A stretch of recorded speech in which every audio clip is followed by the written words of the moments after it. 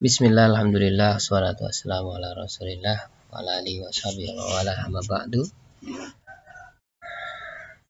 Kelas 7 yang berbahagia, mudah-mudahan dalam keadaan sehat walafiat. Kita lanjutkan, pertemuan kita adalah berkaitan dengan perpindahan kalor pada perubahan wujud benda. Sebelumnya kita bahas terlebih dahulu tugas pekan lalu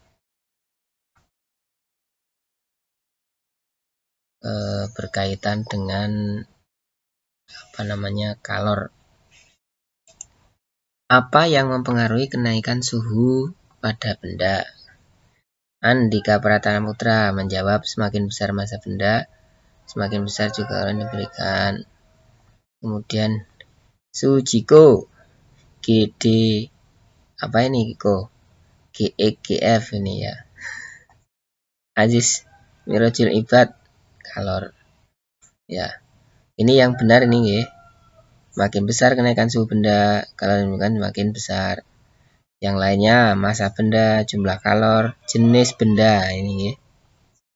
Massa benda, jumlah kalor, jenis benda ya. Yang lainnya silahkan diperbarui. Baik, kita lanjutkan kalor pada perubahan wujud benda. Nah, dari beku menjadi cair namanya melebur. Dari cair menjadi beku, membeku. Melebur memerlukan kalor, membeku melepaskan kalor.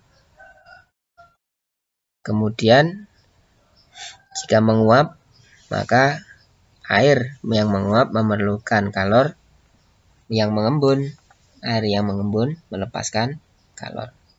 Itu pula sebaliknya menyublim perlu kalor, menghablur ya, akan melepaskan kalor. Nah, kalor untuk mengubah wujud zat disebut kalor laten. Kalor laten ya, kalor penguapan atau pengembunan Q sama dengan M kali U, dan kalor lebur atau beku Q sama dengan M kali L, di mana Q adalah kalor yang dibutuhkan atau dilepas untuk berubah wujud, satuannya joule, M itu masanya, yang massa bendanya, kemudian L adalah kalor lebur atau kalor beku, joule per kilogram satuannya, sedangkan yang U adalah kalor uap atau kalor pengembunan, joule per kilogram. Nah, contoh penerapannya, berapakah kalor yang diperlukan untuk meleburkan 5 kg air ke dalam keadaan beku atau es, jika kalor lebur air tersebut 336.000 joule per kilogram. Bagaimana cara menjawabnya? Diketahui masanya berapa? 5 kg. Kalor lebur air diketahui berapa? 336.000 joule per kilogram. Kita jadikan dulu 3,36 kali 10 pangkat 5 supaya mudah. 336.000 menjadi 3,36 kali 10 pangkat 5 joule per kilogram. Nah, yang ditanyakan adalah kalor yang diperlukan. Rumusnya adalah Q tadi, Q sama dengan M kali L karena peleburan. Jawabannya Q sama dengan M kali L, 5 kali 3,36 kali 10 pangkat 5 joule per kilogram. Ketemunya 16,8 kali 10 pangkat 5 joule atau ya 1,68 kali 10 pangkat 6 joule. Jelas ya? Kemudian, jadi es tersebut memerlukan kalor sebesar 1,68 kali 10 pangkat 6 joule agar melebur pada titik leburnya. Nah, kita lanjutkan aktivitas sehari-hari. Mengapa kamu berkeringat? Sistem tubuh manusia bekerja pada suhu 36 derajat kurang lebihnya sampai 37 derajat. Seringkali aktivitas dan lingkungan sekitar memaksa tubuh manusia bereaksi untuk menjaga suhu tubuh tetap optimal. Nah, saat kamu aktivitas misalnya olahraga, ini akan terjadi perubahan energi kimia menjadi energi gerak. Proses ini menghasilkan panas yang dapat meningkatkan suhu tubuh. Nah, saat inilah mekanisme dalam tubuh kamu memberi perintah agar tubuh berkeringat. Pada saat keringat itu menguap, proses penguapan keringatan memerlukan kalor. Kalor ini diambil dari kulit tubuh, sehingga tubuh kamu yang memanas menjadi dingin dan kembali ke suhu optimal. Pada saat itu, mengapa kamu merasa nyaman jika dikipasi? Saat dikipasi, proses penguapan keringat itu terjadi lebih cepat, sehingga tubuhmu segera kembali ke suhu optimal. Nah, kita latihan soal. Kalor 84 kJ ditambahkan pada 500 gram air, suhu 20 derajat Celcius. Berapakah suhu air itu? Sementara kalor jenis air adalah 4200 Joule per kilogram Kelvin. Diketahui Q ini 84.000 Joule, M massa 0,5 kg, T awal suhu awal 20 Celcius, kemudian kalori jenisnya 4.200 Joule per kilogram Kelvin. Ditanyakan T akhirnya.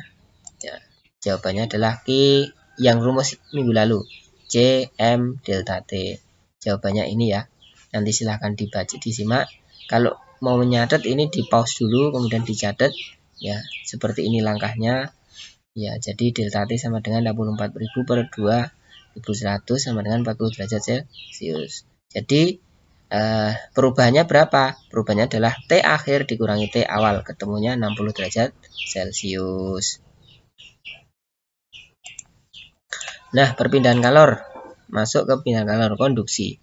Yang pertama, konduksi merupakan perpindahan panas melalui bahan tanpa disertai perpindahan partikel-partikel bahan tersebut. Jadi melalui bahan. Nah, contohnya ini, ketika besi dipanaskan, suhu naik, partikel benda bergerak lebih cepat. Kalor benda partikel tidak ikut berpindah, tapi kalornya yang berpindah. Nah, partikel satu akan membentur partikel lainnya sehingga partikel yang terkena benturan tersebut akan bergetar makin cepat, akibatnya suhu semakin tinggi. Ini konduksi. Ya. Nah, bahan konduktor itu adalah bahan yang mampu mengantarkan panas dengan baik. Contohnya apa? Timbal, baja, aluminium, emas, tembaga, perak. Ini semakin ke sana semakin baik. Kemudian isolator, bahan yang mengantarkan panas dengan buruk. Contohnya apa?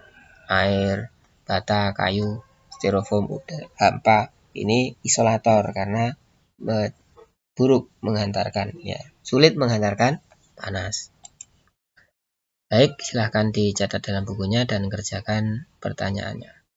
Ini salah satu contoh wajan. Wajan ini konduktor, sementara kayu pegangan adalah isolator. Sehingga ketika masak, yang dipegang jangan wajannya, tapi kayunya. Kalau wajannya nanti panas. Demikian, subhanakallahumma bihamdika, asyhadu an la ilaha illa anta, astaghfiruka wa atubu ilaik.